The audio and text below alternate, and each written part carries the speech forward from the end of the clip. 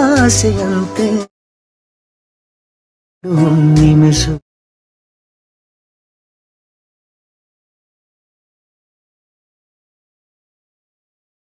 Hi guys, welcome to NS creations ಅವನ್ YouTube channel. Guys, ನಾನು Sagar ಸಿಲ್ಗೌಡ. Guys, ವಿಡಿಯೋದಲ್ಲಿ ನಾನು ನಿಮಗೆ ಏನು ತಿಳಿಸ್ಕೊಡ್ತೀನಿ ಅಂದರೆ, ನೀವು ಡೆಮೋಲಿ ನೋಡಿದ್ದೀರಲ್ವಾ, ಈ ರೀತಿಯ ಒಂದು ಟ್ರೆಂಡಿಂಗ್ ಸ್ಟೇಟಸ್ ವಿಡಿಯೋನ ನೀವು ಕೂಡ ನಿಮ್ಮ ಒಂದು ಇನ್ ಶಾರ್ಟ್ ಅಪ್ಲಿಕೇಶನಲ್ಲಿ ತುಂಬಾ ಈಸಿಯಾಗಿ ಯಾವ ರೀತಿ ಕ್ರಿಯೇಟ್ ಮಾಡ್ಕೊಬೇಕು ಅನ್ನೋದನ್ನು ಕಂಪ್ಲೀಟ್ ಆಗಿ ನಾನು ನಿಮಗೆ ತಿಳಿಸ್ಕೊಡ್ತೀನಿ. ಸೊ ವಿಡಿಯೋನ ಸ್ಕಿಪ್ ಮಾಡದೆ ಕೊನೆವರೆಗೂ ನೋಡಿ. ಮತ್ತು ನೀವಿನ್ನೂ ನಮ್ಮ ಚಾನಲ್ಗೆ ಸಬ್ಸ್ಕ್ರೈಬ್ ಆಗಿಲ್ಲ ಅಂದರೆ ಸಬ್ಸ್ಕ್ರೈಬ್ನ ಮಾಡ್ಕೊಳ್ಳಿ. ಮತ್ತು ಪಕ್ಕದಲ್ಲಿರುವಂಥ ಬೆಲ್ ಬಟನನ್ನು ಪ್ರೆಸ್ ಮಾಡಿಬಿಟ್ಟು ಆಲ್ನ ಸೆಲೆಕ್ಟ್ ಮಾಡಿ.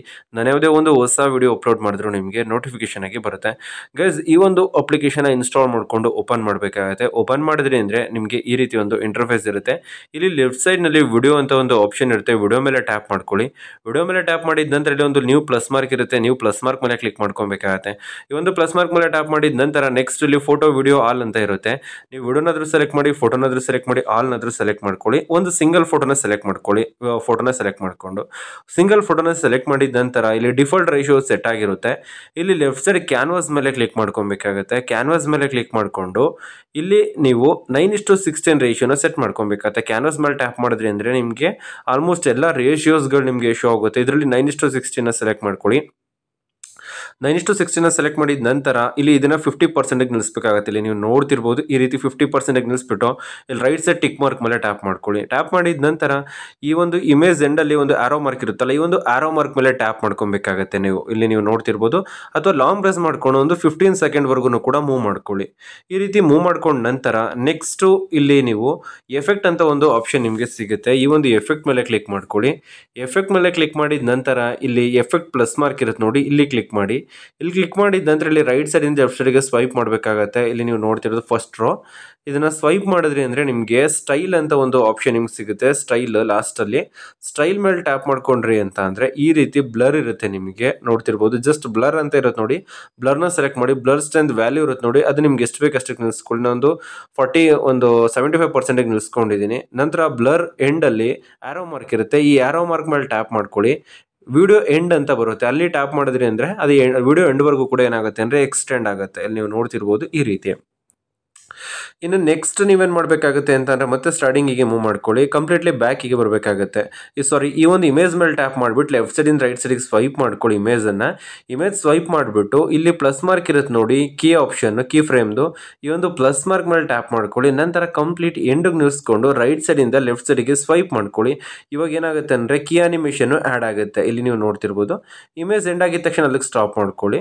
ಇದು ಬ್ಯಾಕ್ ಗ್ರೌಂಡಲ್ಲಿ ಏನಾಗ್ತಿರುತ್ತೆ ಅಂತ ಅಂದರೆ ಮೂವ್ಮೆಂಟ್ ಆಗ್ತಾ ಇರುತ್ತೆ. ಇಲ್ಲಿ ನೀವು ನೋಡ್ತಿರ್ಬೋದು, ಈ ರೀತಿ ಒಂದು ಮೂವಿಂಗ್ ಎಫೆಕ್ಟ್ ನಾವು ಲೈಟ್ ಮೋಷನಲ್ಲಿ ಕೊಡ್ತೀವಲ್ವಾ, ಆ ರೀತಿ ಒಂದು ಅನಿಮೇಷನ್ ಎಫೆಕ್ಟ್ ಇಲ್ಲಿ ಆ್ಯಡ್ ಆಗಿರುತ್ತೆ.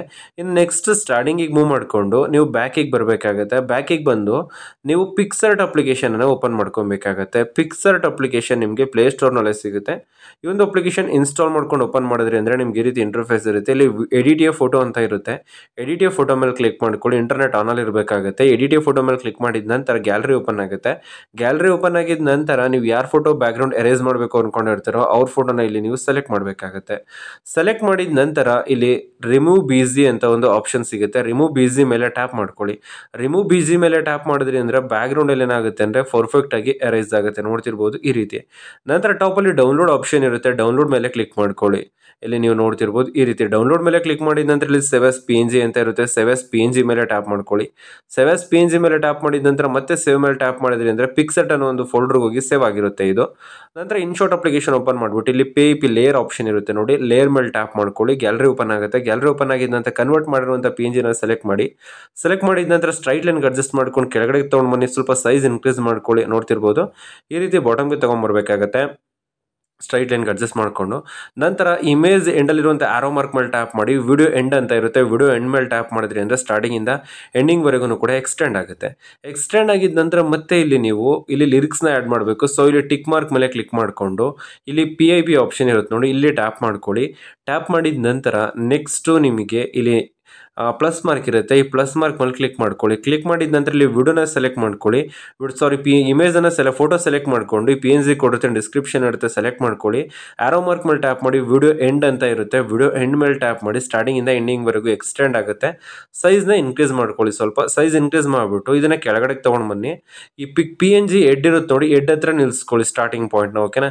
ನೆಕ್ಸ್ಟ್ PNG ಮೇಲೆ ಟ್ಯಾಪ್ ಮಾಡ್ಕೊಂಡ್ರೆ PNG ಫ್ರಂಟ್ ಬರುತ್ತೆ, ಇಮೇಜ್ ಮೇಲೆ ಟ್ಯಾಪ್ ಮಾಡಿದ್ರೆ ಇಮೇಜ್ ಫ್ರಂಟ್ ಬರುತ್ತೆ. PNG ಮೇಲೆ ಟ್ಯಾಪ್ ಮಾಡ್ಬಿಟ್ಟು ಇಲ್ಲಿ ಕೀ ಫ್ರೇಮ್ ಇರುತ್ತೆ ನೋಡಿ, ಇಲ್ಲಿ ಪ್ಲಸ್ ಮಾರ್ಕ್ ಮೇಲೆ ಟ್ಯಾಪ್ ಮಾಡ್ಕೊಳ್ಳಿ. ನಂತರ ಎಂಡಿಗೆ ನಿಲ್ಸ್ಕೊಂಡು ಅಪ್ ಮಾಡಬೇಕಾಗುತ್ತೆ, ಕೆಳಗಡೆಯಿಂದ ಮೇಲ್ಗಡೆಗೆ ಅಪ್ ಮಾಡಬೇಕಾಗುತ್ತೆ. ಇಲ್ಲಿ ನೀವು ನೋಡ್ತಿರ್ಬೋದು ಸ್ಟ್ರೈಟ್ ಲೈನ್ ಅಡ್ಜಸ್ಟ್ ಮಾಡ್ಕೊಂಡು ಈ ರೀತಿ ಅಪ್ ಮಾಡಬೇಕಾಗತ್ತೆ.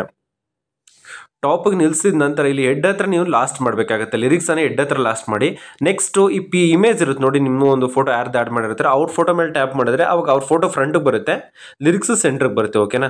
ಇನ್ನು ನಾವು ಇಲ್ಲಿ ಸಾಂಗ್ ಬರ್ತಿರಲ್ಲ, ಸೊ ಅದಕ್ಕೆ ಈ PIP ಲೇಯರ್ ಆಪ್ಷನ್ ಮೇಲೆ ಟ್ಯಾಪ್ ಮಾಡ್ಕೊಳ್ಳಿ. ಟ್ಯಾಪ್ ಮಾಡಿದ್ರಿ ಅಂತಂದ್ರೆ ನೆಕ್ಸ್ಟ್ ಪ್ಲಸ್ ಮಾರ್ಕ್ ಇರುತ್ತೆ, ಇಲ್ಲಿ ಕ್ಲಿಕ್ ಮಾಡಿದ್ರೆ ಗ್ಯಾಲರಿ ಓಪನ್ ಆಗುತ್ತೆ. ಪಾರ್ಟಿಕಲ್ ಎಫೆಕ್ಟ್ ಒಂದು ವಿಡಿಯೋ ಕೊಟ್ಟಿರ್ತೀನಿ, ಆ ವಿಡಿಯೋದಲ್ಲೇ ಸಾಂಗ್ನು ಕೂಡ ಆ್ಯಡ್ ಮಾಡಿರ್ತೀನಿ. ಓಕೆನಾ. ಸೊ ಆ ಒಂದೇ ವಿಡಿಯೋದಲ್ಲಿ ನಿಮ್ಗೆ 2 ಬರುತ್ತೆ. ಓಕೆನಾ. ಸೊ ಈ ವಿಡಿಯೋನ ಸೆಲೆಕ್ಟ್ ಮಾಡ್ಕೊಳ್ಳಿ. ಬಾಕ್ಸ್ ಇರುತ್ತೆ ನೋಡಿ ರೈಟ್ ಸೈಡ್ ಸೆಂಟ್ರಲ್ಲಿ, ಈ ಬಾಕ್ಸ್ ಮೇಲೆ ಟ್ಯಾಪ್ ಮಾಡ್ಕೊಳ್ಳಿ. 2 ಸರಿ ಟ್ಯಾಪ್ ಮಾಡಬೇಕಾಗುತ್ತೆ, 2 ಸರಿ ಟ್ಯಾಪ್ ಮಾಡಿದ್ರೆ ಫಿಲ್ ಆಗೋದು.